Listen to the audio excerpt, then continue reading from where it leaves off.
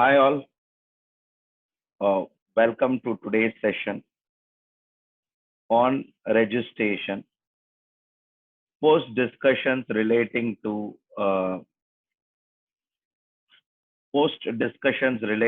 your input tax credit. We'll step on to a very crucial topic called as registration. As far as a topic like registration is concerned, uh, nothing. I would not say a difficult topic. No, nothing of that sort. Uh, if you could read it, it's not like so intensive topic like input tax credit.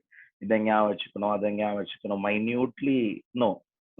Grossly yes, you can accept this topic with its own importance. When it comes to registration, a little procedural oriented paper. Certain procedures I have curtailed, I have made it little shrinked so that we are not getting into certain too much of procedural discussion, because some of you may find it little difficult. Those procedural discussions are concerned. So now, to start with our discussions relating to registration, before that, section 22 to section 30 of CGST Act discuss about registrations. Let me repeat it. Section 22 to section 30. Now, maybe section 22 and 24 will talk about who has to get themselves registered. 23 would talk about who is exempted from registration. 25 talks about certain other conditions which need to be complied at the time of registration and special situations. 26 talks about in case of casual taxable person, in case of non-resident taxable person, how to handle with them. 20, 26 talks about that. 27 again talks about something relating to registration. 28 on amendments. 29 and 30 on cancellation and revocation. So if we carefully note, the entire session is packed, something like that. So coming back here, as part of our discussions, we will make our beginning towards registration. To start with section 22(1), person liable for registration. Who are all the people liable for registration? So that was discussed. To start with, who are all the people liable for registration? Make a point here. Every person whose aggregate turnover exceeds rupees 20 lakhs, then he has to get himself registered. So if a person's aggregate turnover exceeds rupees 20 lakhs, then yes, he has to get himself registered. So to put this whole discussion very simply, a supplier supplying various goods and services. This supplier, if in case his turnover exceeds 20 lakhs, then he has to get himself registered. A specific and a notable point over here is, if in case the suppliers turnover is going to be less than 20 lakhs, he is not required to get himself registered. Now, the registration threshold, almost all states will be only 20 lakhs. The special category states, I'm sure we would have discussed when we discussed our discussion on when we discussed that discussion on composition levy, we told as per Constitution of India, certain states are given a special status A special category state may opt a different threshold limit, which is 10 lakhs. That too, many states earlier used to opt that. Earlier we had Assam, Himachal Pradesh, Arunachal Pradesh, many people. Now everybody came out of that. We have only 4 states opting that lesser threshold limit: Mizoram, Tripura, Nagaland, Manipur, MMNT.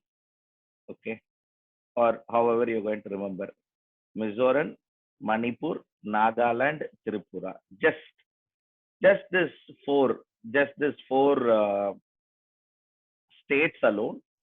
The threshold for the section will be 10 lakhs as against 20 lakhs. Rest all states, mark my word, rest all states, the threshold is going to be, somewhere around your 20 lakhs. These 4 states alone, it will be 10 lakhs. So to start with our whole discussions, if a person's aggregate turnover exceeds rupees 20 lakhs, then yes, he will get himself registered. If a person has office in that particular states, Mizoram, Manipur, Nagaland, Tripura, then those person alone will obtain registration if their threshold of aggregate turnover exceeds 10 lakhs. I personally believe we have already discussed the word aggregate turnover, section 2, subsection 6, once at the time of definition, second at the time of your composition levy. Maybe we will discuss it one more time if you want.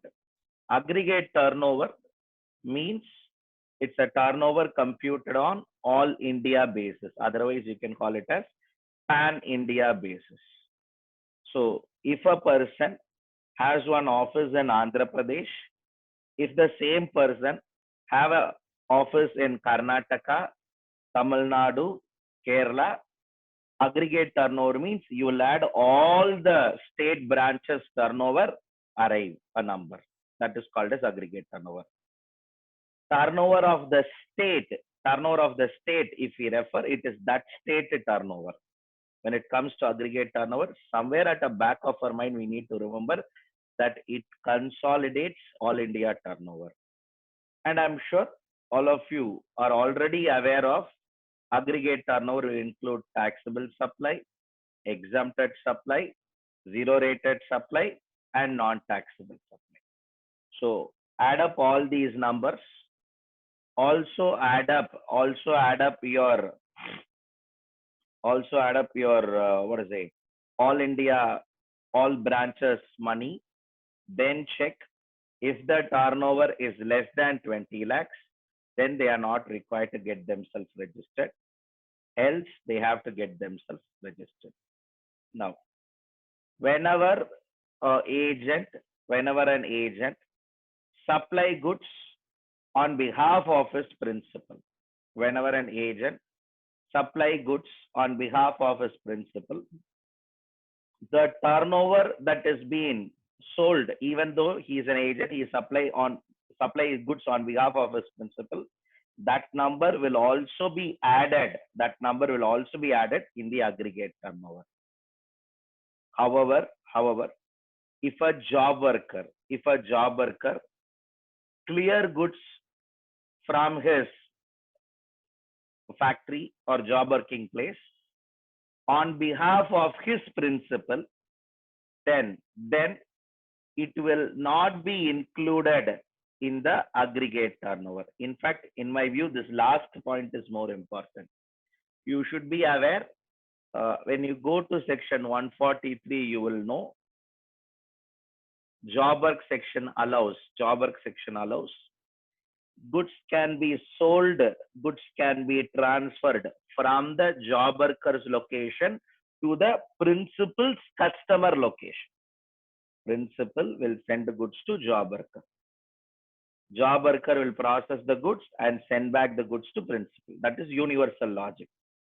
Sometimes from the job worker location, goods will directly go to consumer or mean the customer of the principal. At that time, it is a turnover should be added. That turnover should be added as job workers turnover or principal turnover. Answer is here. It should be added as principal's turnover. So if anybody act as an agent of a principal and if they supply some goods or services, it will be included in aggregate turnover.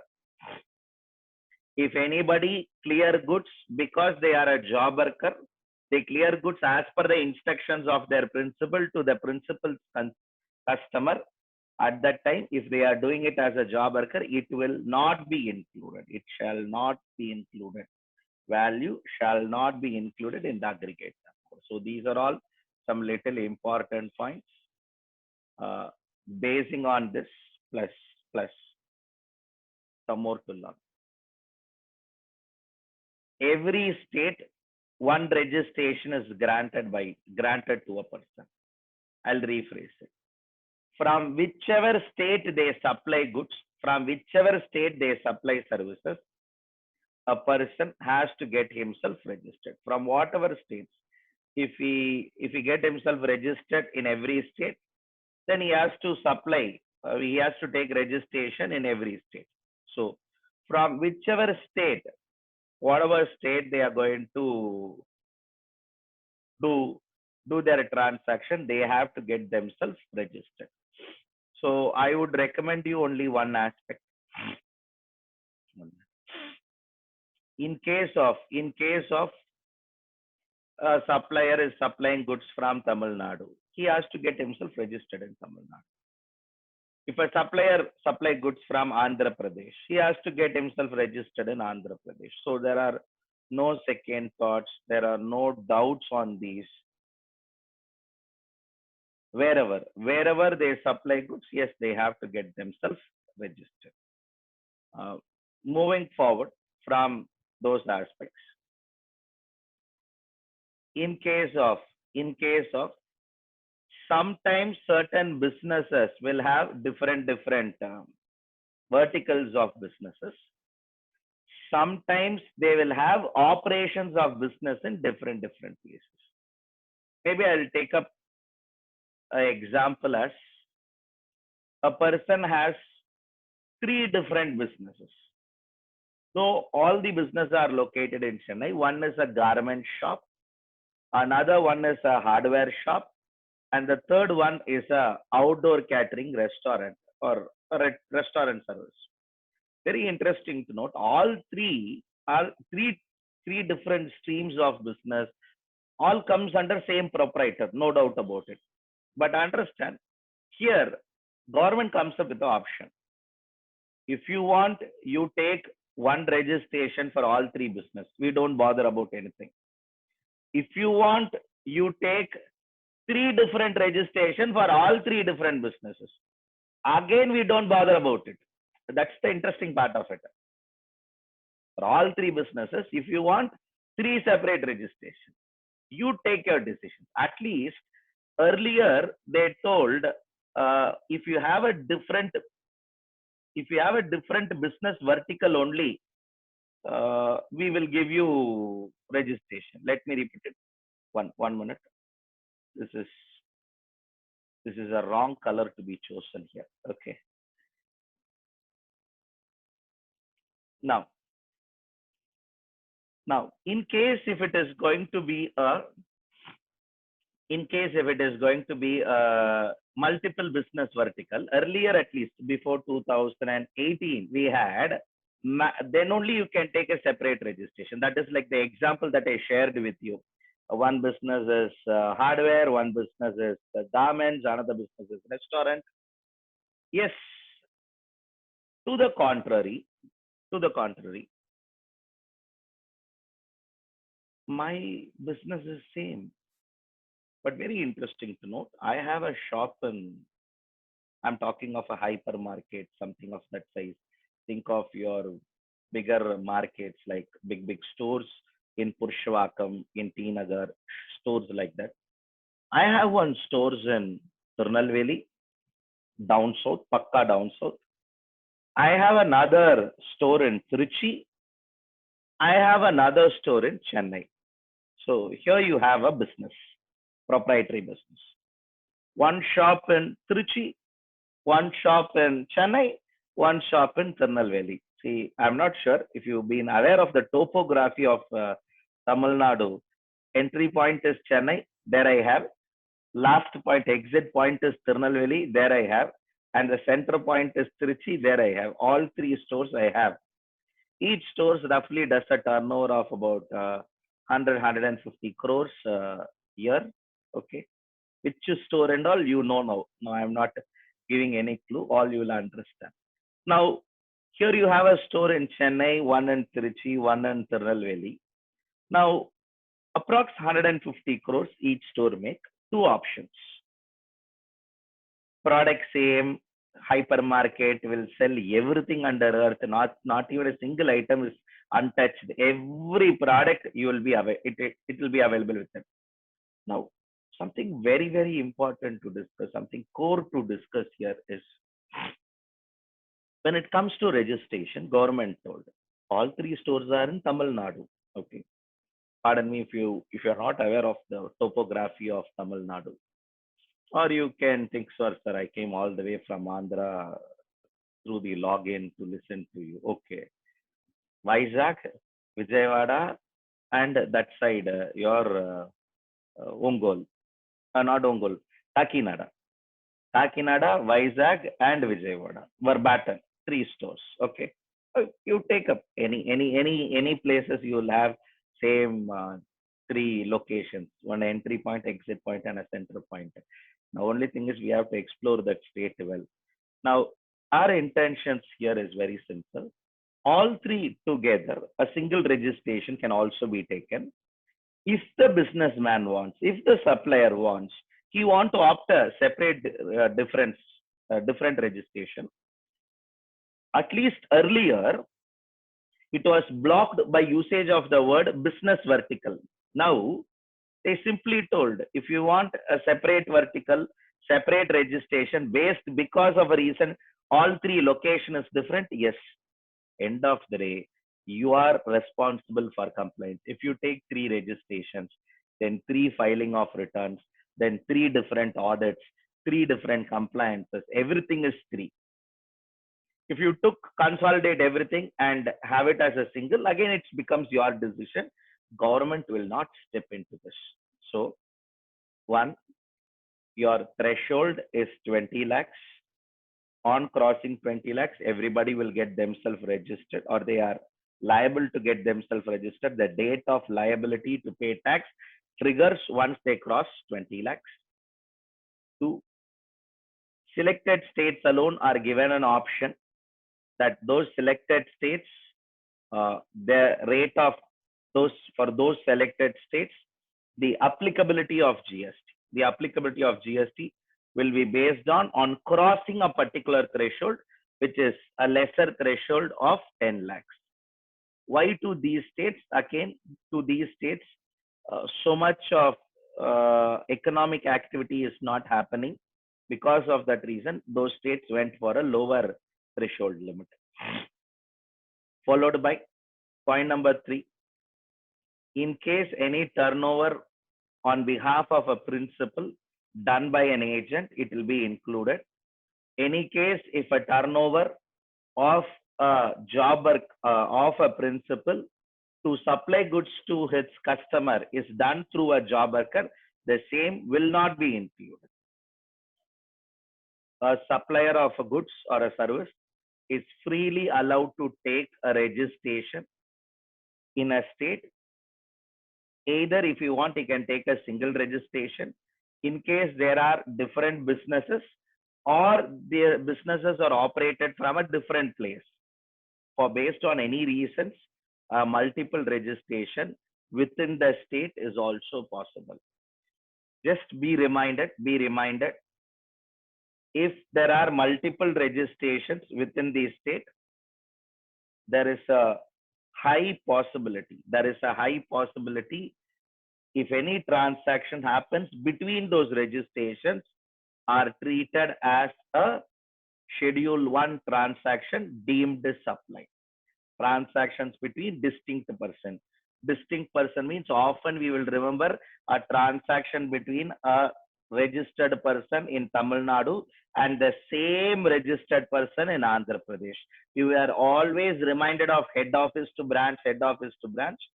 Kindly be reminded now that even within Tamil Nadu, one registration they have taken in Chennai, another registration they have taken in Coimbatore. If any transaction between Chennai to Coimbatore or Coimbatore to Chennai would continue to be treated as a distinct person. So because why? Because two different registrations. Sir, will we have two different GST numbers? Yes. When we go to how the GST number is done, mapped and all, at that time we will learn something more about it. Coming back here, very recently, government has increased the threshold. Earlier, it was part of a notification. Now it came. Now it came as a proviso to the section 22 itself. Be it as part of notification or be it as a proviso. Central government with the request of a state and the recommendations of the GST Council can enhance the aggregate turnover to 40 lakh rupees in case if the supplier is exclusively engaged in supply of goods. Very, very, very important word. If a supplier is only dealing with supply of goods, he deals only with supply of goods, then that supplier can enjoy a higher threshold limit of 40 lakhs. Let me repeat it again. Not even 1 rupee he should do service. If he is exclusively means 100%. Wholly, mainly, only, exclusively are important words. Exclusively. If a supplier is exclusively engaged in supply of goods, he is not required to get himself registered up to rupees 40 lakhs. On crossing 40 lakhs, yes, he may get himself registered. That is to say, there is a small shop nearby our home. In that shop, they buy goods, they sell goods. They buy goods, they sell goods. They buy goods, they sell goods. Are they required to get themselves registered? No, they are not required to get themselves registered until the turnover crosses 40 lakhs. But a point to be noted is the central government, with the request of a state, not every state accepted for this supply of goods additional exemption. Every state accepted originally for 20 lakhs only. But this is a special exemption. Is it applicable for both goods and services? If you're going to ask me, no. Goods and services or goods or services? No. It is only applicable for a supplier of goods. He should deal only with goods. Pondicherry, Telangana, Arunachal Pradesh, Meghalaya, Sikkim, Uttarakhand. Let me repeat it. Pondicherry, Telangana, Andhra Pradesh, Meghalaya, Sikkim, Uttarakhand. To my memory, these are the updated states. Anything that comes up new, we have to be intimated. As of now, my understanding is only these 5 states has said we don't want this 40 lakhs at all. For our 5 states, you deal exclusively in goods, 20 lakhs. You deal goods and services, 20 lakhs. You deal only in services, again 20 lakhs. We don't bother about it. For us, irrespective of this, we want only 20 lakhs. 20 lakhs if crossed, ask him to come and register. But J&K, Assam, Himachal Pradesh, and all the other states. J&K, Assam, Himachal Pradesh, and all the other states accepted supply of goods as 40 lakhs, supply of goods and services as 20 lakhs. In case of our 4 states, I'm sure you are aware of it, Meghalaya, Manipur, Mizoram, Nagaland, Tripura. There only 10 lakhs. This is an additional uh, kind of benefit given to traders who are exclusively dealing in buying and selling of goods. See, sometimes what happens is trader also will provide 1 or 2 services. I'll give you an example. I know a grocery shop trader, okay, nearby my home. Apart from dealing in grocery shop products, buying and groceries, buying and selling, he also earns a small rental income. Per annum itself, it comes to 2 lakh rupees only. Per annum turnover of rental income is 2 lakhs, and grocery shop turnover is somewhere around 35 lakhs. Does he need to get himself registered? When we raise this question, read through it. Exclusively engaged in supply of goods. He should be engaged exclusively in supply of goods. In my example, the person whom I referred, he gets a service income of 2 lakhs. I am sorry, he is not entitled for it because his turnover crossed 20 lakhs. He has to get himself registered. Maybe if you want, he can opt composition levy, or if he wants, he can opt normal levy. Decide upon it. But this 40 lakhs is applicable who are exclusively engaged in supply of goods. That any doubts in this front? Yes, I would take it up before we step into other conditions and points associated with it.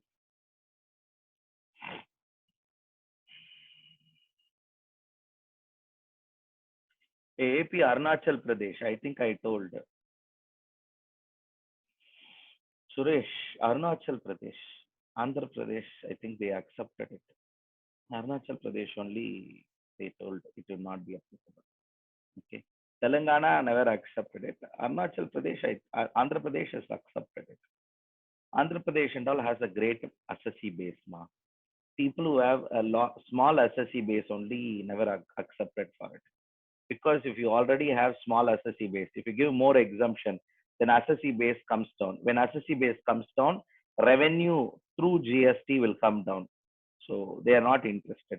In a state like Andhra Pradesh, where you will have roughly about 5 lakhs SSCs who are all paying GST. If you say 40 lakhs exclusively engaged in supply of goods, it will get tinkered here and there. Another 4,000 people, 5,000 people will get benefited. That's all. So that drop can be managed by something else. So it does not bother about much. So that sums up our discussion relating to your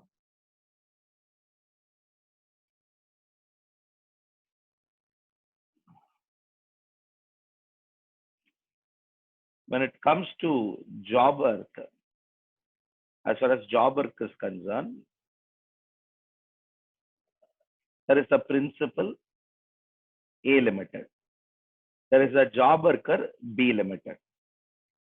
Goods are sent by the principal A limited to job worker B limited to process the goods. After the processing of goods, the goods should come back to A limited. This is what is the normal routine. However, sometimes what will happen is, once the goods are processed and kept ready, when B limited, job worker intimates A limited will say, don't send back the goods to me.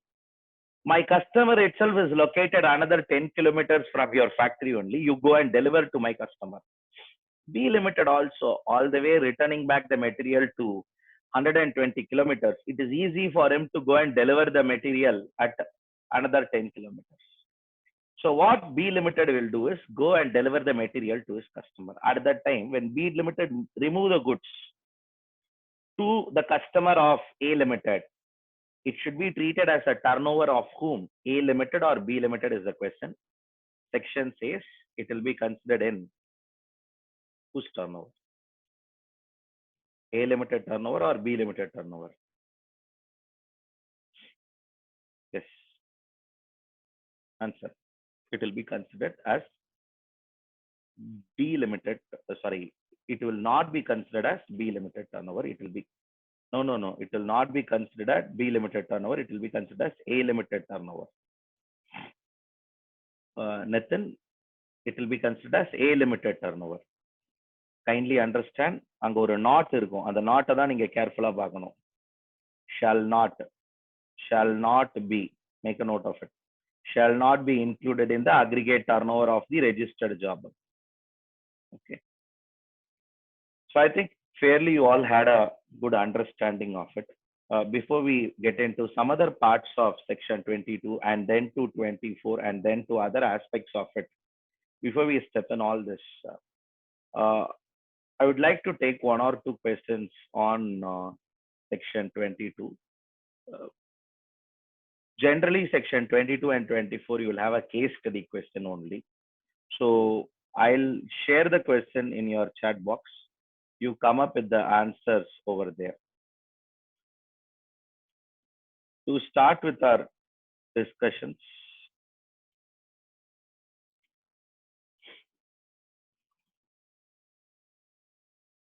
R Limited is a trader in laptop. He purchase and sell locally.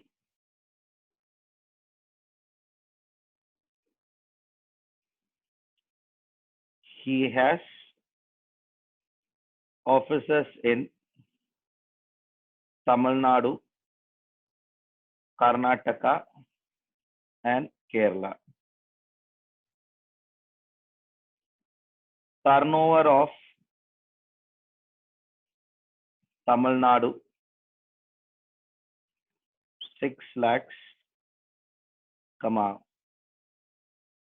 Karnataka rupees 4 lakhs, and Kerala rupees 6 lakhs.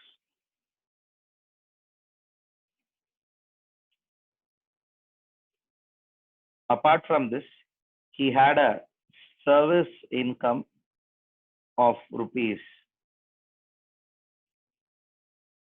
2 lakhs in Tamil Nadu only. Other places he never had a service income. Whether this person, whether he has to be registered under GST.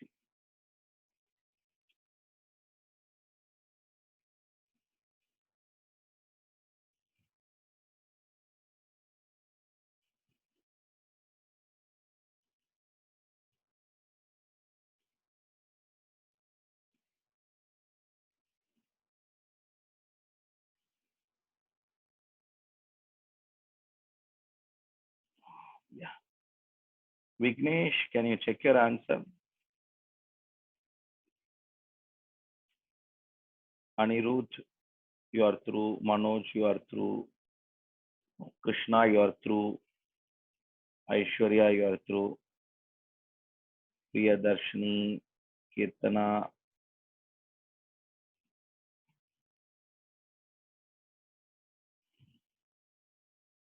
Asima, good. Treasurer, Chitra, Krishnan, Krishna, Nivedita, Shubha, Anil Bhargav. Yes. Vishal, Nishant, Nitin, Sai, Vimala, Bhagya, Jesse, Deepa, Mohan, Ramesh, Uh, Samuel, his turnover crossed how much? Less than 20 lakhs. So he will not get registered. Priyadarshini, SK Mineral, Marnal, Ajay. But good. All of you understood. I'll do only one thing. I'll change the facts of the problem little. This is an easy problem. It will not come in exam. It will not come in exam. Again, let me repeat it. In the above question,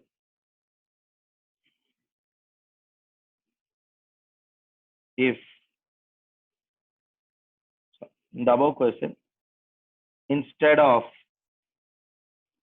Karnataka, it is Nagaland. Would your answer be different?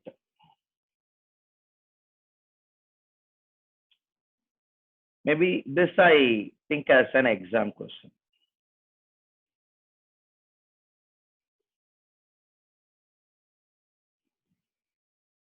In the above question, instead of Karnataka, now you delete the word KA and instead replace the word NL there, Nagaland. Now, would your answer be different? In case yes, now where that fellow has to get registered? Tamil Nadu, Nagaland, Kerala, or only in Nagaland, only in Kerala, only in Tamil Nadu? Only Tamil Nadu, only Nagaland, only Kerala, all three locations. MCQ. So, he is liable for registration. I understand that answer. Yenge, all three locations or only in that location? How you are going to take decision? Good. Answer started coming in. Yes, he is liable for registration. ஒத்துக்கிறேன் பிரியதர்ஷினி, எந்த இடம்னு சொல்லணும். He has to get himself registered since turnover. Yes, register in all three locations. Yes. Swati comes up with a different answer. Only in Nagaland he has to get it registered. All three states. Yes, in Nagaland. Rajesh. Hemant in Nagaland. All three locations. Subaramesh.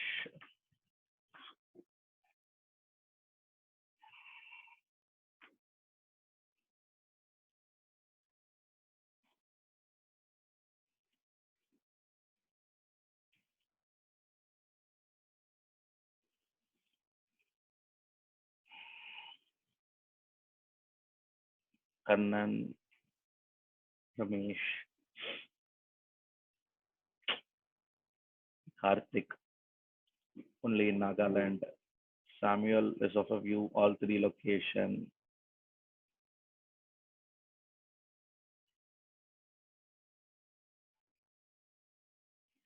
Manoj, Nagaland. Anirudh, Nagaland. Kamlesh, Nagaland. Krishna, all three locations. Aishwarya, Nagaland. Chitra, all three locations. One new learning that is coming in. Good. This is an expected challenge. A lot of you of a view, he has to get himself registered in all three locations. Okay. Now, okay. A few of you have subsequently changed your answers. Good. Now, my point here is read through the section once again. Like this, there will be a SGST Act also. SGST Act will also be. If you read it together, I think you have to look for every state and then take up a call. Because Nagaland threshold is less than 20 lakhs, a person has to get himself registered in Nagaland, no doubt in our question, because his turnover crosses 10 lakhs. Whereas that same person will not get himself registered in Tamil Nadu or Kerala, because his turnover does not crosses 20 lakhs. So my only point here is, in case if you come across a combination problem like this is a combination problem of a special category state and non-special category state. A person will get himself registered only to a special category state. I'm not sure. If you carefully remember and go ahead and refresh your book, section 10, when we discussed, we would have discussed the same from a section 10 perspective. A person has an office in Tamil Nadu and Manipur. If I'm not wrong, I would have discussed this example. One shop in Tamil Nadu, one shop in Manipur. Can he opt for composition levy? We would have discussed this question. There we would have answered, no, he cannot opt composition levy. That is because section 10 will have a restriction. If you opt composition levy, pan India, you have to opt composition levy.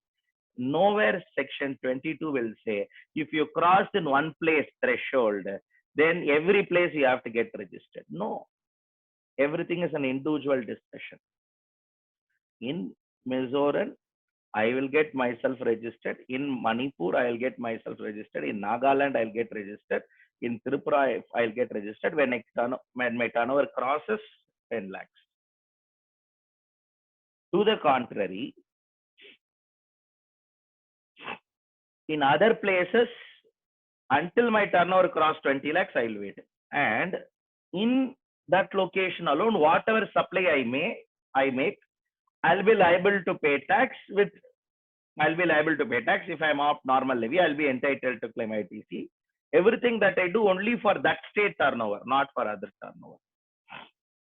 Now, in any case, there's just a problem. Just to illustrate you, a combination like this is possible.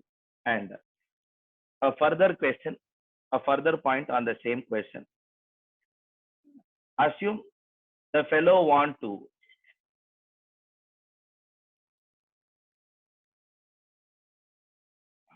if they get a separate registration, aggregate turnover doesn't more than the limit. I don't understand your question, Swati. If you raise hand, I can unmute you. You can ask your question. I'm not able to make sense out of the question.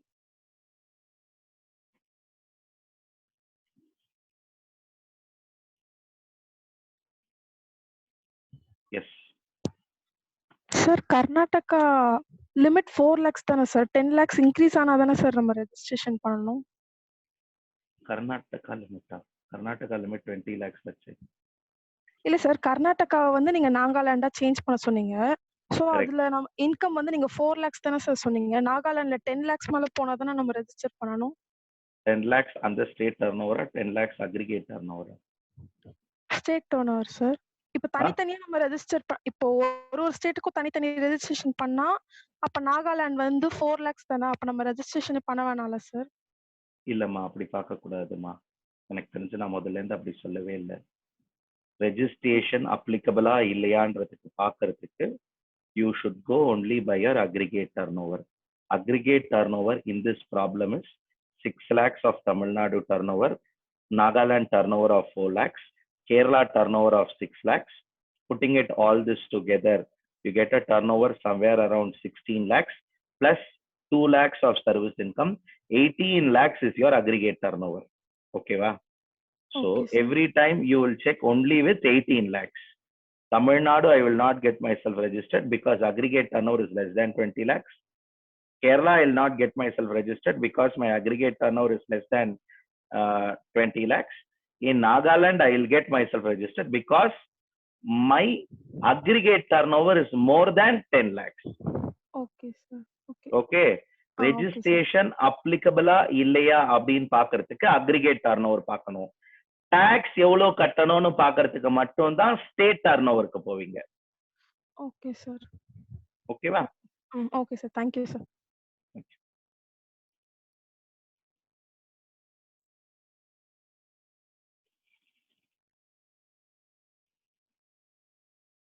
Coming back here, that question was something Let me repeat it because this question comes up. My fundamental is again getting shaken, whether you all took up very rightly or not. To take a decision, whether a registration is applicable or not, always you will refer only an aggregate turnover. தமிழ்நாடோட டர்னோவரை தனியா எடுத்து பார்த்து டிசைடே பண்ண மாட்டீங்க. Okay, நாகாலாண்டோட டர்னோவரை தனியா எடுத்து பார்த்து decide பண்ண மாட்டீங்க. No, you will always combine all the turnover, arrive aggregate turnover, check with aggregate turnover crosses for that state. If it crossed as per the threshold given, then no issues. If does not cross, then I was about to ask a next question. Now, in the above problem, let me repeat, in the above problem, can they opt for the new 40 lakhs exemption? In the above problem, let me repeat it. In the above problem, can they opt for the 40 lakhs threshold exemption? As that person is dealing in laptops, no? So can they opt for a 40 lakhs exemption? Yes or no? Answers started coming in. Aishwarya, Kirtana, Nirud, Rajesh, Priyadarshini, check your answer. Krishna, Treasurer, Nathan, Ramesh, Samuel, Amrita, Deepa Mohan, PS, Lucifer, Bhagya, Jesse, Rajesh Kumar. No. Niveda Srinivasan, good, nice explanation. Anil Bhargav, VK, Hemant, Ajay Santosh, check. Ajay Santosh, check.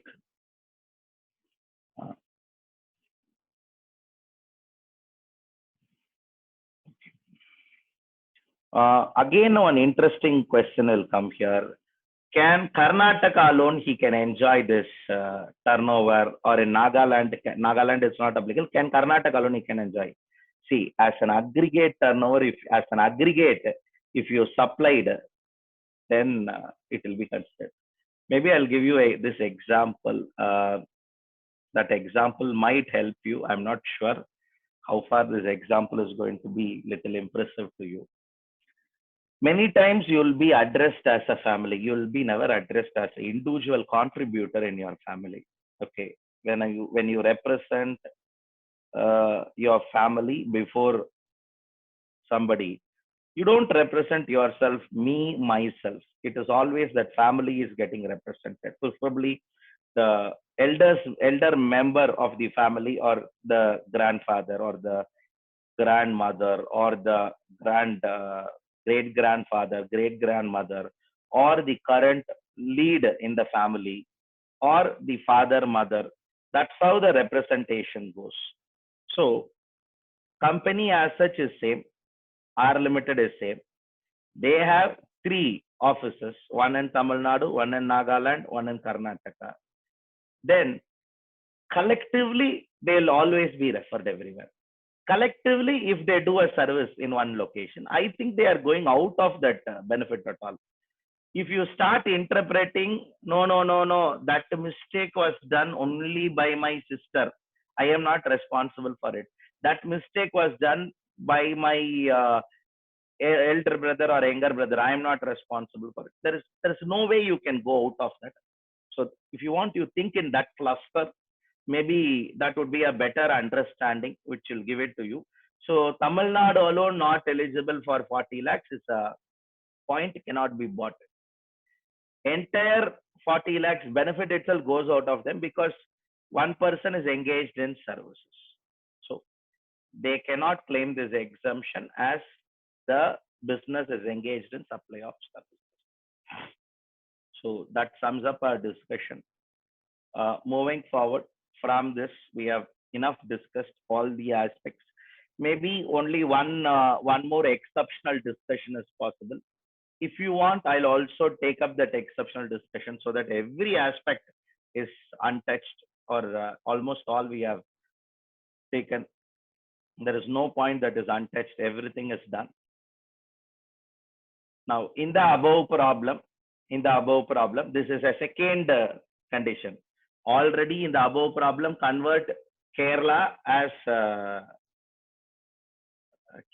what?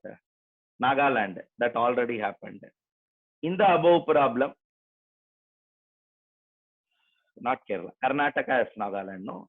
In the above problem, if Kerala is replaced by Telangana, TS, Telangana state. If Kerala is replaced by, in the above problem, if Kerala is replaced by Telangana state, and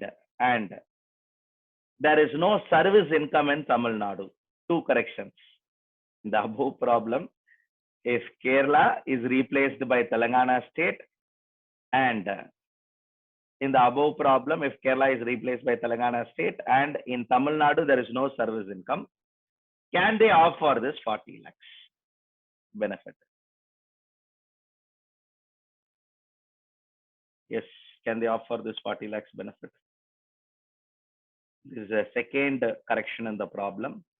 In the above problem, if Kerala is replaced by Telangana state, and Kerala is replaced by Telangana state, and next correction comes in, there is no service income in Tamil Nadu. There are no service income in Tamil Nadu. Can we opt for 40 lakhs exemption?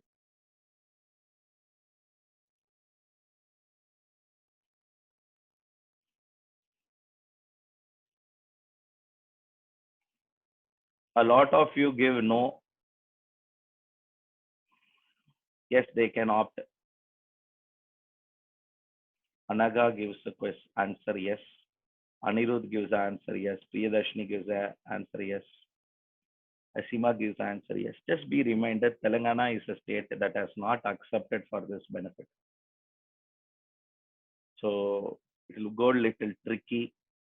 Now, then for Tamil Nadu, it is 40 lakhs. Then for Telangana, it is 20 lakhs. And then for Nagaland, it is 10 lakhs. In single problem, all three can be tested. So, அப்ப என்ன sir உலகத்துக்கு சொல்ல வரீங்க? ஒன்னும் சொல்ல வரல. See, sometimes based on state registrations also, this can do. As these numbers are all small number, from an exam perspective, it is interesting.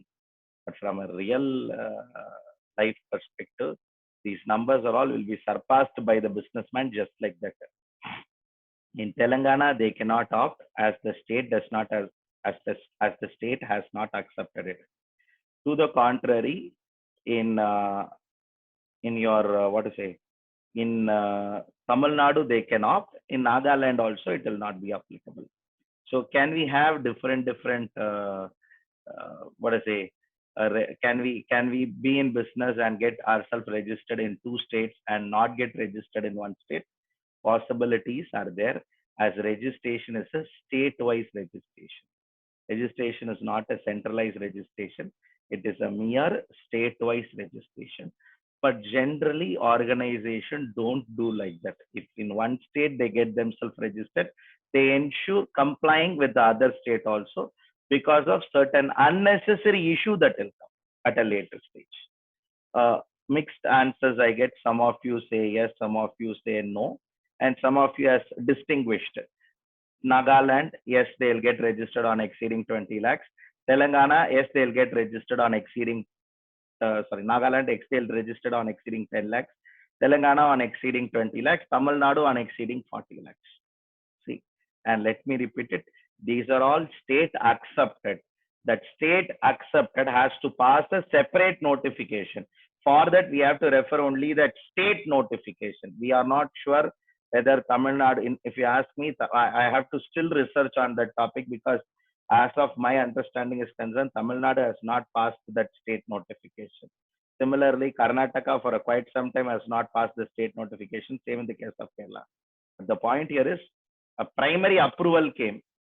Notification is a procedural activity. Once notification issued, they can do. So that and all on the practice front, yes, we have to take it up little more seriously. But a combination problem like this as a problem may be tested in tested by someone.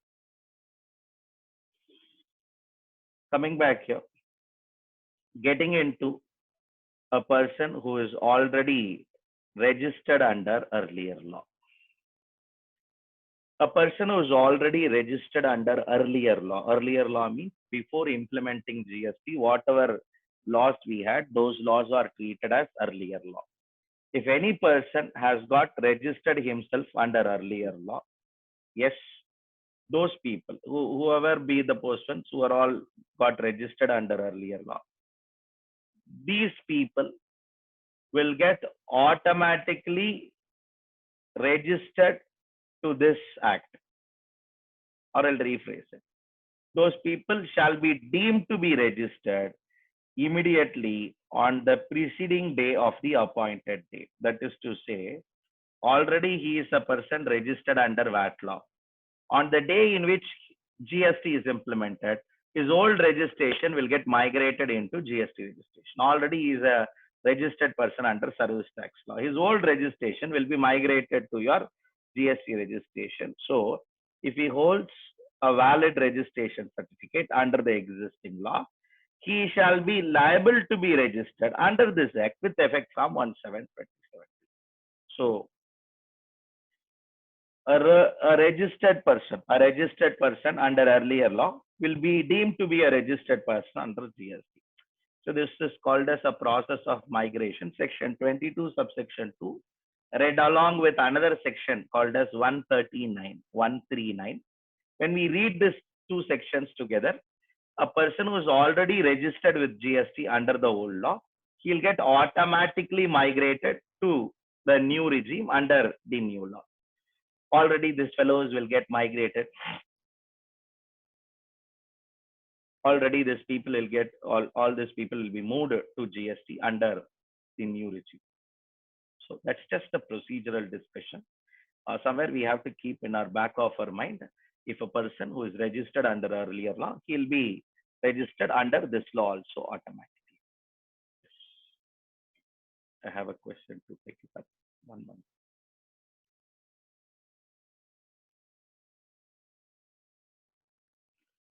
If my voice is breaking, I think at my end there is no interruption. Maybe you have to check at your end. I'm not sure, because consciously I'm working from a different place with a higher bandwidth. I'm not working from my home. I'm working from a different location because of all these understandings. I think my internet speed is at high. And some of you can confirm, a few people confirm that my voice is clear. Generally, I understand at your end, if you have data bandwidth challenges, yes, I operate at a decent bandwidth, which originally opted for a different purpose. So with this, I have made some live streams and all. Now consciously stop doing the live stream because it eats the data in a very big way, and I'm not able to handle the classes or classes which we need to handle regularly. 1 minute.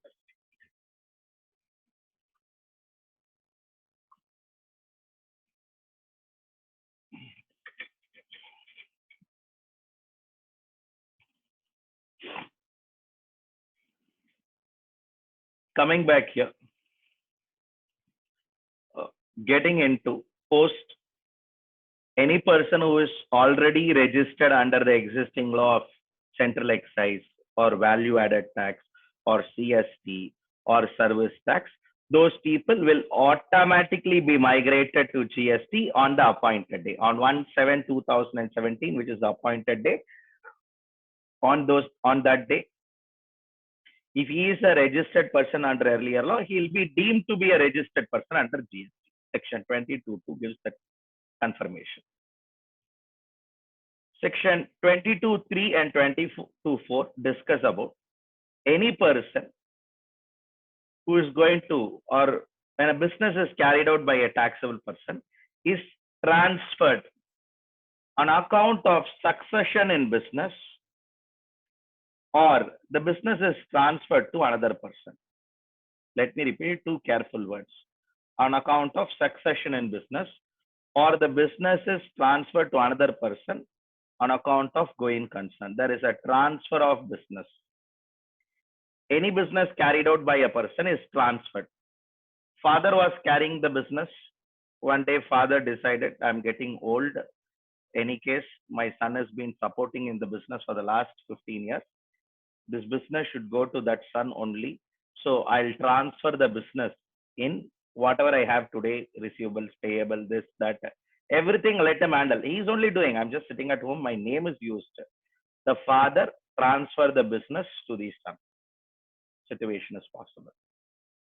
Two, father, everything was in the name of the father. It was always the wish of the father that the business should be transferred to the son. Son was saying, no, no, no, you are lead in the family. Let me repeat it. In a closed family business, all this is possible. You are lead in the family. Let it in your name for sentimental purposes. Let it be. The son was postponing it. One fine day, the father reached the lotus feet of God, and eventuality has happened. Outbreak has done. So by succession, business comes to the son. All the other family members are also clear. Father's intention, father's will was always to give the business to this son. And all the others were settled in their own ways. So they allowed. All the other people signed and gave the business transfer agreement. So the point here is the business is now transferred to these people. Now, in a situation like this, if there is a transfer of business, R Limited got amalgamated with S Limited. S Limited got demerged from R Limited. Whatever be it. It could be a amalgamation. It could be a demerger. Then, let me repeat it. Whenever there is a transfer of business, there is a change in person. Whenever there is a change in person, they are required to get a new registration, because GST registration is a PAN-based registration. You all know permanent account number of income tax. GST registration is a PAN-based registration. Whenever person changes, R Limited is a separate person, S Limited is a separate person.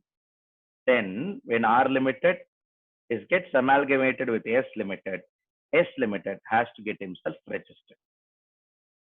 When from S Limited, R Limited get demerged, then R Limited will have a separate PAN number. Then based on that PAN number, they have to obtain a separate registration. For all said and done, father PAN number and son PAN number are different. So a separate GST has to be registered. GST registration has to be taken in the name of the son. Crux discussion which I want to drive here is that's all. Whenever there is a succession in business, amalgamation in business, yes, a registration has to be, they have to come up with a fresh registration, no doubt about it. That sums up your section 22. So whenever there is a change in the business, succession in the business, registration becomes mandatory. We'll get into mandatory registration. So then all along it is optional registration. Yes, on crossing 20 lakhs or 10 lakhs or 40 lakhs, as the case may be, your aggregate turnover, you'll get yourself registered. Nowhere it was mandatory. Nowhere it is mandating somebody. But now section 24 is not like that. The threshold is somebody read under section 22(1). That threshold is not applicable, notwithstanding anything contained in section 22(1). In case of the following transactions, let me repeat. In case of the following transactions, which are going to be discussed, registration becomes mandatory. What are those following transactions, sir? To start with, any person engaged in interstate taxable supply. If a person engaged in interstate taxable supply, he has to get himself registered. Let me repeat. I want to appreciate the word. I want all of you to appreciate the word taxable supply. Any person engaged in interstate taxable supply, then they have to get themselves registered. When it comes to any person engaged in interstate taxable supply, how that is possible? Uh, is there any modality? Very simple. A person has office in Andhra Pradesh. He supply goods to another person in Karnataka, which goods is a taxable goods. Then he is engaged in interstate taxable supply. Okay. Interstate taxable supply, he has to get himself registered. So any person engaged in interstate taxable supply, he has to get himself registered. Sir, threshold mandatory. Throw your threshold out of window. A person is buying computers and selling computers in Tamil Nadu. All along, he did a turnover of 6 lakhs. Now, suddenly, he gets an order to supply to a school in Kerala about 50 laptops. The school in Kerala has ordered 50 laptops to this respective trader. The trader in Tamil Nadu, he thought nice order, not interested to leave the order. He sourced the 50 laptops and supplied 50 laptops, which is a taxable product at 18% GST. He supplied those products to Kerala. Now, very simple. That gentleman has to get himself registered, irrespective of the threshold being, sir, my turnover is only 6 lakhs. We don't bother about your turnover. When it comes to this kind of categories of transaction, registration becomes mandatory. Once a person is registered, from that day, he is liable to pay GST. Can you able to connect 2 points? The moment a person is registered, from that day, he is liable to pay GST. And for registration, if any of those people engaged in section 24, they have to get themselves mandatorily registered. So coming back here, somebody turnover might be less than 20 lakhs, but because the transaction that they do are covered under mandatory registration, they have to get themselves registered mandatorily. Similarly, a casual taxable person making a taxable supply has to get himself registered. Any casual taxable person making a taxable supply has to get himself registered. Followed by any person who is liable to pay tax under reverse charge has to get himself registered. So his turnover has not crossed 20 lakhs or 10 lakhs as the case may be.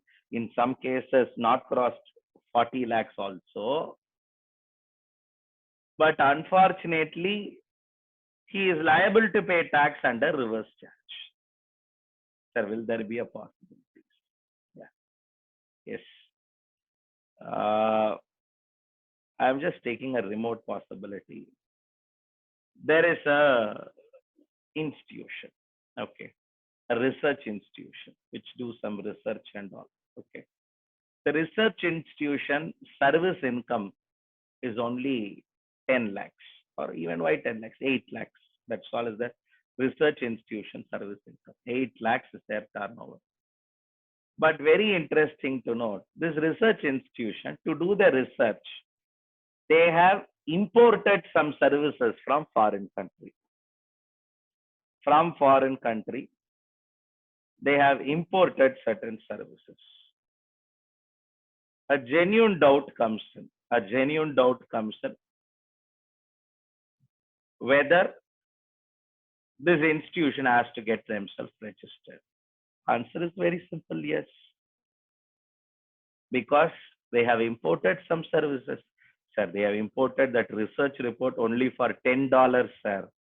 $10 on the other day also you told as per valuation. What is that day exchange rate? You'll multiply it. Good. $10 into 70 rupees. What is the cost? 700 rupees. Sir, 700 rupees only, no, sir. See, don't look from money perspective. Look from a concept perspective. Is it an import of service? Yes. Is it used for furtherance of business? Yes. Is it a supply? Yes. If it is an import of service and it is a supply and it is used for furtherance of business, who has to pay tax? Recipient has to pay tax. As supplier is a non-taxable territory. Ask recipient to come and get himself registered. Problem is not on this.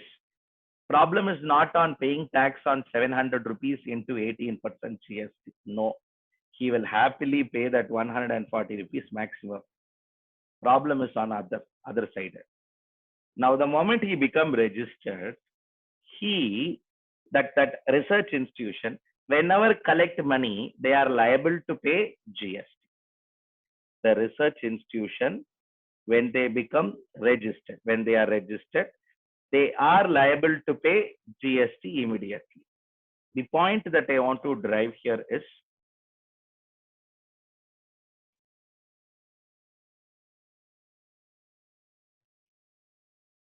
the research institution,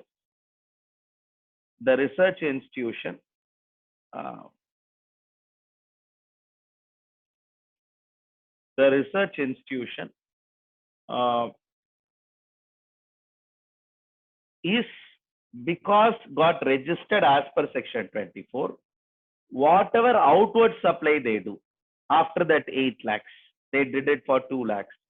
On the 2 lakhs, are they liable to pay GST? Yes, they are liable to pay GST. Indirectly, you are bringing a fellow who is less than 20 lakhs also into the registration limit because of section 24. So understand this point. I recommend you to somehow understand this point because it's a nice understanding. Actually, he got himself registered to comply with reverse charge, but he landed up paying tax more because the moment he get himself registered, the threshold for registration stops. நீங்க registration பண்ணாம ஜிஎஸ்டில registration பண்ணாம இருக்கிற வரைக்கும் தான் threshold எல்லாம் register பண்ணிட்டு threshold எல்லாம் பேச முடியாது. I am not ready to buy that point at all. Okay, though in practice few people will say no. The moment you are a registered person, you are liable to pay tax. You are a taxable person. Any taxable person is liable to pay tax as per section 9 and section 5 of CGST Act and later IGST Act. So that and all is clear. So a technical point to be noted here. These are all exceptional transactions, not regular transactions. Exceptional transactions. So this sums up our discussion relating to a casual taxable person making a taxable supply, followed by there would also be a possibility a person who is liable to pay tax as a non-resident taxable person will get mandatorily registered. So a non-resident taxable person cannot enjoy a threshold exemption. So I think it's logical and very clear. A non-resident taxable person and a casual taxable person both has to get themselves mandatorily registered. Nothing great. That entry is getting repeated in the next slide. So I have just scored it off. So we have the same entry repeated in the next slide. So I don't want to have a repeat version there. Any person required to deduct tax. If a person is required to deduct tax, then yes, he has to get himself registered. So if a person is going to deduct tax under section 51, he'll get himself registered as a TDS deductor, GST TDS deductor. An input service distributor will get himself registered. Any person who is going to collect tax under section 52, he'll get registered. So what is this TDS, TCS and all? I read in income tax, or I'm going to read in income tax. That is income tax TDS and TCS. This is GST TDS and TCS. Adu veru, idu veru. Adukku idukku sambandham illa. This is altogether different purpose. That is altogether different purpose. That purpose, logic, modality is different. Here, purpose, logic, modality is different. But as a concept, both hail from a common parent. both idea is to generate as much as revenue uphand and make transactions available to government, make transaction to agencies to be aware of transaction. Agency here refers to governments, a government department, or otherwise called as agency in a very high-end terminology. We call it as income tax agency. Income tax agency na நம்ம ஊர்ல இது மாதிரி எடுத்துப்பாங்க. Income tax department they called as agency. They work for government, an agency, an agent. Okay, so something that flavor of investigation model. But the point here is any person who is required to deduct tax under section 51, or an input service distributor, or a person who is going to collect tax under section 52, they have to get themselves registered. Every supplier of goods or services through a e-commerce operator, every supplier of goods or services through a e-commerce operator, they have to get themselves registered. A supplier of goods or services through e-commerce operator, they have to get themselves registered. Followed by, so all those people who supply goods or services through e-commerce operator, anybody who's supplying goods through Amazon, Flipkart, Swiggy, OIO, anything, any e-commerce operator. E-commerce operator means a person who is going to provide services through an electronic network or electronic facility. When an e-commerce operator is liable to pay tax under section 9(5) or 5(5), can some of you recollect and type it out without referring if possible? What are the services that are liable under section 9(5)? I think we read long ago, so long ago, 2 months ago. Certain e-commerce operator services are liable to tax under section 9(5). What are those services? That is, neither the supplier nor the recipient will pay tax, but the e-commerce operator will pay tax. I don't want examples. I want what are those services? Yeah.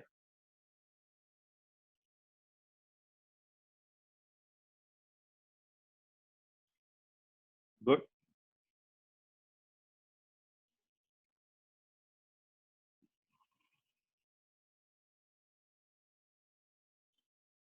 SK, 1 came, 2 more to come. Asima, okay, 1 came, 2 more to come. Manoj, all 3 came, but a little more clarity can be brought in. Think. Chitra, all 3 came, a little more clarity can be brought in. SK, 1 more to come, 2 came. Rajrajeshwari, 2 came, 1 more to come. Asima, 2 came, 1 more to come. Manal, 1 came, 2 more to come. Nishant, 2 came, 1 more to come. Kritika, you can add something. Bharat, you can add something. 3 came, all 3 came, but you can add something. Niveda, Srinivasan, good that you all remember, but only 1 point to be added. All remembered, all 3 sent by people. Nathan, 2 came, 1 more to come. VK, 2 came, 1 more to come. Lucifer, 2 came. VK, all came. Mano, all 3 came. Can be clarified little. I think Manoj has already answered. No. Yeah. Manoj has answered, but again he redrafted and sent. Yes, got it right, Manoj. See, I'm happy a lot of you could able to remember, sir, transportation of passengers by radio taxi or motor cab, motorcycle, that service. Come on. Accommodation, hotel accommodation services and housekeeping services. A lot of you wrote. No doubt about it. Except when the supplier is a registered person. Add that one word.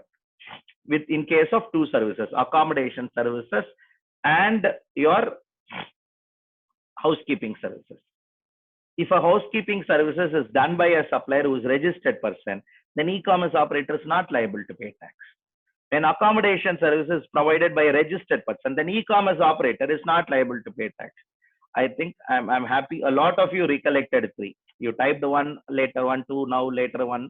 The thought is there. Good. That's all. That's all. This is what you know the answer. இதுதான் confirmation. எனக்கு தெரியாது. இதை பார்க்காம சொல்லிருந்தீங்கன்னா அப்படியே collar தூக்கி விட்டு நீங்க ஃபுல்லா சுத்தலாம். Okay. So you all understood what is this, where it is getting like. These three service fellows were all liable to pay tax. If they are liable to pay, then yes, they have to get themselves registered, followed by any person who supply goods. Sorry. Any person who supply goods on behalf of another person. That is principal agent relationship. Every agent has to get himself registered. In case of OIDAR services, any person who is located outside India and supply OIDAR services, then that person has to get himself registered. In that shall recollect in this way. Any person does a interstate supply, taxable supply, he has to get himself registered. Any person who is going to be a casual taxable person and dealing with taxable supply, he has to get himself registered. A person liable to pay tax under reverse charge, yes, he has to get himself registered. A non-resident taxable person, he has to get himself registered. A person liable to deduct tax under GST or collect tax under GST or want to distribute credits, distribute the input tax credit that is accumulated, they have to get themselves registered. If you carefully note these three services, they will not have output tax liability. They will not have output tax liability. They are doing some administrative activity. I have received some common services, I will distribute. I have been asked by government to collect tax, I'm collecting it. I have been asked by government to deduct tax, I'm deducting it. And I'll pay to government, in turn government will credit that fellow. Government asked me to do, I do. But actually this is not something to do with supply. It is some administrative facilities relating to supply. No doubt any supply of goods or services through e-commerce operator or a e-commerce operator liable to pay tax on three identified services as per 9.5.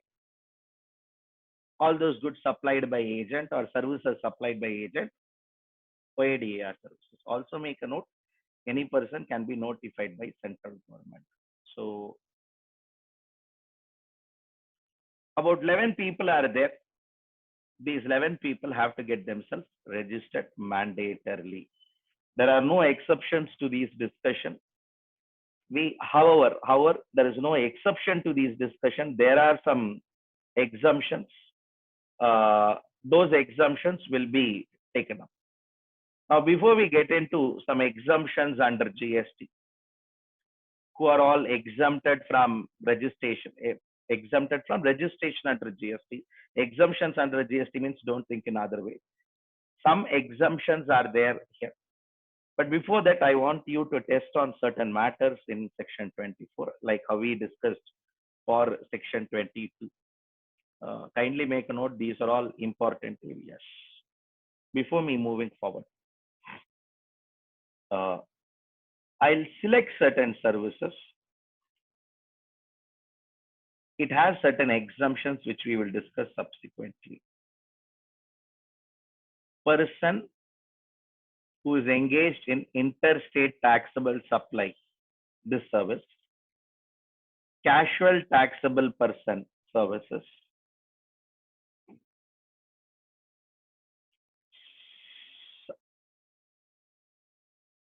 Supply of goods or services through e-commerce operator, this service. These three services alone, later we have an exemption to discuss. Are there exemptions, sir? Yes, there are exemptions for registration. When we discuss that exemption, we will read some extra exemption. இப்ப படிச்சிருக்கீங்க ஒண்ணு, அதோட இன்னும் கொஞ்சம் சேர்த்து படிக்கும்போது சில பேர் மட்டும்தான் டாக்ஸ் ஆற மாதிரி இருக்கும், சில பேர் எக்ஸாம் ஆற மாதிரி இருக்கும். இப்ப படிச்சீங்கன்னா எல்லாரும் டாக்ஸ் ஆற மாதிரி இருக்கும், எல்லாரும் சாரி சாரி எல்லாரும் ரெஜிஸ்டர் பண்ற மாதிரி இருக்கும். இந்த என்ட்ரியோட ஒரு எக்ஸம்ஷனை சேர்த்து படிச்சீங்கன்னா உங்களுக்கு ஒரு கிளாரிட்டி கிடைக்கும். ஓகே, அது என்ன sir clarity? when we go to the exemption we'll take it up. Now we will not take it up. I'll ask some questions alone. I request all of you to answer, because those confirmations are the only confirmations that you understood the topic well. At least I can vouch for it. I can only vouch the answers. It's not your name pronounced by me. No, it's not. It's your interest. Let me repeat it. If you find it difficult, I'll also not call out names. But again, கிளாஸ்ல ஒரு அந்த interaction, ஒரு topic முடிச்சோன்னா ஒரு கேள்வி கேட்டோன்னா நீங்களா பதில் சொல்லுவீங்க. that gives me. Now one best thing is, earlier I used to recognize a lot of you through faces. Now I will recognize a lot of you by your voices or your names. Okay, in any case, good. Any case, a kind of remembrance that is happening.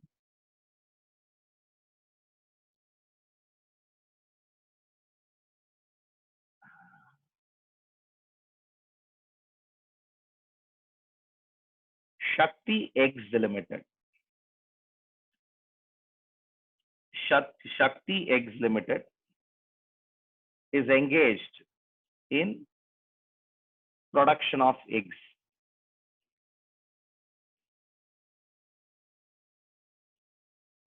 Shakti Eggs Limited is a producer of eggs.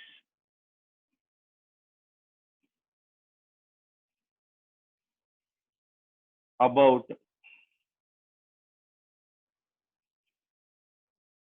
25,000 eggs was moved to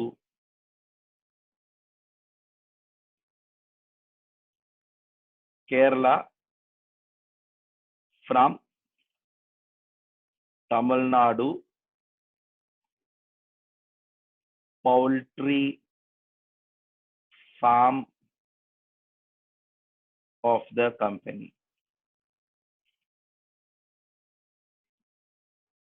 Egg is a exempted goods.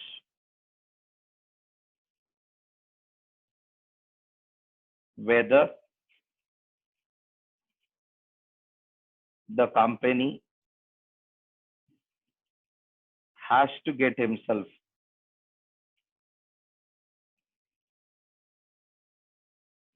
registered under section 24.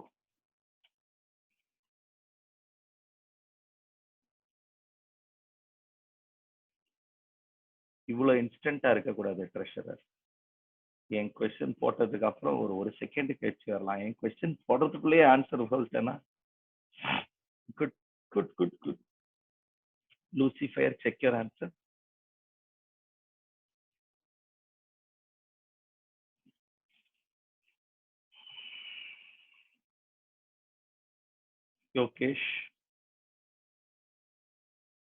Yokesh, check your answer.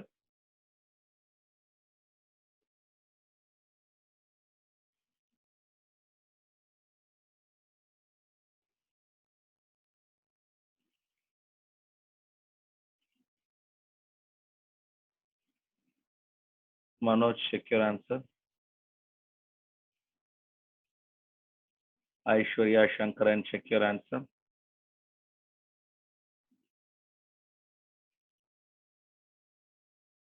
Hemant, check your answer.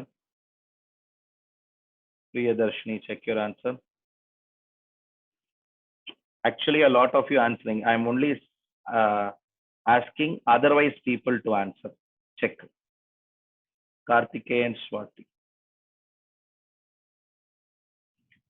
Kindly make a note. In the question, a notable point is eggs. Eggs is a exempted goods. நான் திருப்பி சொல்றேன், சிஎம்ஏக்கு மட்டும்தான், CMA இன்டருக்கு மட்டும், inter and ஃபைனலுக்கு மட்டும்தான் exempted குட்ஸ்னு ஒரு topic இருக்கு.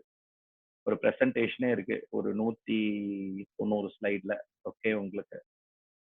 So அந்த presentation ஒரு தடவை பார்த்துட்டு போங்க. அந்த பிரசன்டேஷன் பார்த்தீங்கன்னா பேர்ட்ஸ் எக்ஸ் ஆர் எக்ஸம்டட் அப்படின்னு இருக்கும். கொஸ்டினர் எக்ஸாம்ல பேர்ட் எக்னு சாரி எக்ஸ் எக்ஸம்டட்னு கொடுக்கலனாலும் நீங்க எப்படி எழுதணும்னா eggs is an exempted commodity. Understand? Egg is an exempted commodity. Hence, supply by a person from Tamil Nadu to Kerala will not be treated as a interstate taxable supply. அதான் point அங்க. ஓ அப்படியா sir, இதே லேப்டாப்பா இருந்தா எக்குக்கு பதிலா taxable registration mandatory. Here it is a exempted. So when it is transportation of exempted goods or interstate supply of exempted goods, registration is not required. See, registration not required na solla varala. I'm sorry. Registration will not be applicable as per section 24. Not required என்றத வேற ஒரு செக்ஷன்ல படிச்சுப்பீங்க. Section 23 ல not required அப்படினு படிச்சுப்பீங்க. Yes. So, anything else? So this sums up your first topic for our discussion, section 24. Moving forward towards some registration based discussion. I think this all you know. E-commerce operator means one who owns, operate, manage digital or electronic network, and any business done through digital or electronic network is called as your e-commerce. Input service distributor means who get all those invoices and distribute to all those business units the taxes, whatever CGST, SGST, IGST taxes that he has received. Then that person is called as input service distributor. Now, who is not required to get themselves registered? When we go to that discussion, who is out from the discussion, who is not required to get themselves registered under GST? When we get into that discussion or that aspect of discussion is concerned, any person who is exclusively engaged in supply of goods or services. அழகான வார்த்தை. Exclusively engaged or engaged exclusively in supply of goods or services. Whatever goods he supply, all are exempted. Whatever services he supply, all are exempted. Then he is not required to get himself registered. A person exclusively engaged in supply of goods or services. Sir, எனக்கு ஒரு example சொல்லுங்க sir. Egg விக்கிறவரு, a person who deals only with eggs, his turnover is 6 crore rupees in an annum. Sir, 6 crores he sells eggs, sir. Come on, get into Namakkal. You'll have companies who are doing 60 crore turnover, 150 crore turnover, 500 crore turnover only on egg. Okay. So don't underestimate an industry. Every industry is important. So we have here exclusive supply of goods or services where any person exclusively supplying goods or services which are either not liable to tax or which are wholly exempted from tax, then that person is not required to get himself registered. Or an agriculturist is exempted from registration. See, this too comes from section 23. Section 23 is very clear. Any person who is exclusively engaged, any person who is engaged exclusively in supply of goods or services. If he is engaged exclusively in supply of goods or services, he is not required to get yourself registered. When you go to exempted goods, exempted services discussion, you will understand many things. Initially, I'll clarify you one or two points. Hospital services, healthcare services are exempted. One company which is a hospital does a turnover of 80 crores, 80 crores. That hospital is exempted. They are not required to get themselves registered under GST because they are exclusively dealing only in what? supplies which are wholly exempt from tax. They are not required to get themselves registered.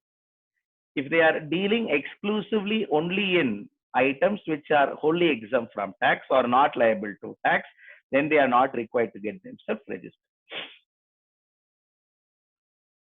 In other case, a person is an agriculturist. A person who is going to do the registration is an agriculturist. Then he is also not required to get himself registered. The law gives him exceptions. The law comes out and says he is not required to get themselves registered. So these two people are not required to get themselves registered. However, same section 23 gives powers to central government to notify, let me repeat, to notify in recommendations with GST Council, certain people, if they are of the view that those people should not get themselves registered. On that, any person whose supply is fully covered under reverse charge mechanism. Let me repeat. Any person whose supply is fully under reverse charge mechanism. I know a client whose income comes from insurance commission, insurance agent, life insurance company. No, he's an agent in life insurance company. He earns an income of 43 lakhs per annum from insurance commission. No doubt, his turnover crossed 20 lakhs. Whether he has to get himself registered, if you're going to ask me, answer is no, he will not get himself registered. He will not get himself registered because of a simple reason. For all the supplies made by this insurance agent, the insurance company is liable to pay tax. This insurance agent is not liable to pay tax. Hope you could able to follow me. He is an insurance agent. Connect topics, then only you can understand. Go to reverse charge mechanism, insurance company receiving services from insurance agent. Then the respective insurance company is liable to pay tax under reverse charge. For the 43 lakhs commission paid to the agent, who is liable to pay tax? Supplier insurance agent or recipient insurance company? I'm sure you all will agree with me, recipient insurance company. But a critical and a careful point is, in case if the supplier, that is that insurance agent, is not engaged in any other supply, he is not doing anything else, he does only this activity, then that person is exempted from registration. He is exempted completely from registration. He is not required to get himself registered at all. He is completely exempted from registration. Followed by any person making supply of services through e-commerce operator. Careful word. Supply of services through e-commerce operator. If any person making supply of services through e-commerce operator, then that person is exempted from registration up to a threshold of rupees 20 lakhs. If a restaurant, that restaurant turnover is only 8 lakhs, they got tied up with Zomato, and they are supplying supplying their restaurant services through Zomato. When we go back to section 24 simply told, are you a supplier of service? Are you a supplier of goods through e-commerce operator? You have to get yourself registered. Section told, okay. But central government with powers as per section 23 comes out and exempts if you are a supplier supplying services through a e-commerce operator and your threshold has not crossed 20 lakhs. If your threshold is less than 20 lakhs, then you are not required to get yourself registered. We will exempt you. A notification is there to protect a service provider. Look the flip side of the notification. A fellow deals in goods a person supply goods through e-commerce operator, then for him registration is mandatory. இது என்ன sir அநியாயமா இருக்கு? See, government decision is if you deal with goods, if you deal with goods through a e-commerce operator, you have to mandatorily register. If you deal with services through a e-commerce operator, you have to get yourself registered on exceeding 20 lakhs of aggregate turnover. I'm sure aggregate turnover word and all, 20 lakhs on exceeding, yes, they have to get themselves registered. Similarly, in case of any person making a interstate taxable supply of service. Sorry, இது எங்கேயோ படிச்ச மாதிரி இருக்கே sir. Come. Any person making a interstate taxable supply of services. In case of services, you have an exemption. In case of interstate taxable supply of goods, they have to mandatorily get themselves registered. When it comes to goods, they have to mandatorily get themselves registered. When it comes to services, yes, they are exempted as long as their threshold, aggregate threshold, comes to rupees 20 lakhs. That is why I highlighted those three situations just to read these exemptions only. So any person making interstate supply of taxable service and his turnover has not crossed 20 lakhs. He is in Pondicherry. He supply his services to nearby places outside in Tamil Nadu also. He also supplies to some of the clients in Karnataka and Kerala. Very simple. He can do as long as his turnover does not cross 20 lakhs. Sir, section told you cannot do. Correct. And the section in the exemption notification order, சேர்த்து படிச்சீங்கன்னா you will understand. If a person supply goods, mandatory registration. If a person supply services, registration on exceeding 20 lakhs turnover or 10 lakhs. எந்த பிளேஸ்ல இருந்து operate பண்றாரோ அதை base பண்ணி. Else he is exempted from registration. Government comes with an exemption. Similarly, in case of casual taxable person making interstate taxable supply of handicraft goods. A casual taxable person making interstate supply of handicraft goods, they are exempted. Handicraft goods are taxable goods. They are exempted until their turnover exceeds 20 lakhs. So இது எல்லாருக்கும் apply ஆகாது. Only for casual taxable person this would be applicable. So this sums up our exemptions. So come back here. If you carefully note, you have to read this section with those few exemptions. In case of handicraft goods, yes, they are not required to get themselves registered until crossing 20 lakhs. So this is a combined discussion on section 22, 24, and 23. 22 will talk about on exceeding how much threshold I have to get myself registered. 24 talk about who are the people who have to get themselves mandatorily registered. 23 talks about people who are exempted from registration. Having discussed all this, I would now take up you to some of those situations. Just one or two situations I'll take it up today.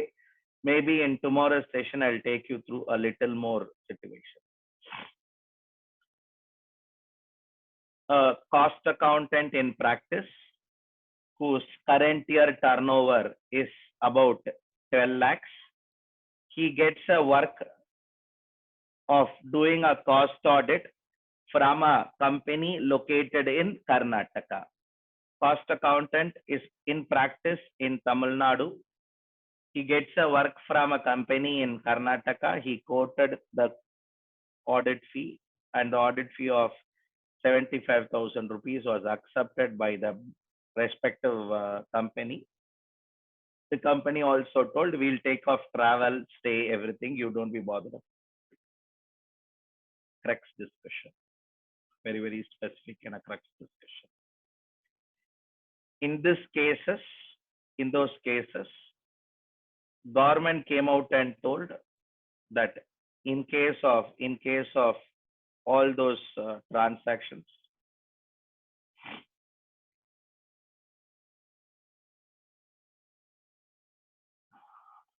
he supplies all these services to the Bangalore company. After supplying to Bangalore company, he is now before you. Whether that cost accountant whose current year turnover is 12 lakhs, this transaction is for about 75,000 rupees, whether he has to get himself registered under GST or he is not required to get himself registered under GST. Or in other words, is he exempted under GST? So whether he has to get himself registered or he is exempted.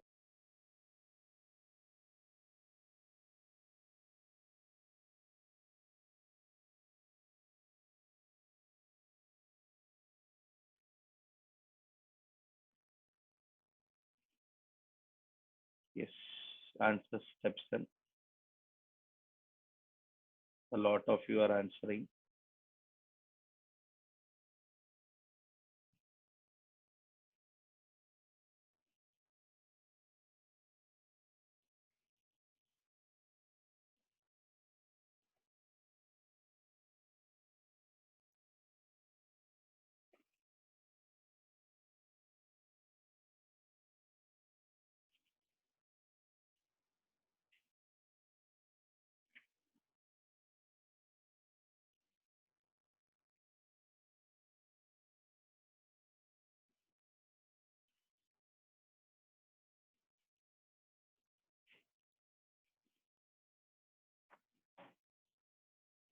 Judith, check your answer.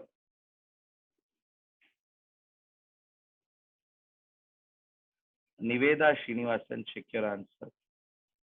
After a lot of answer, I get a different answer. Check.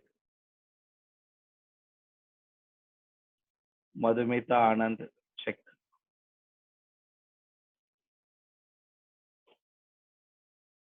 Shubha Ramesh.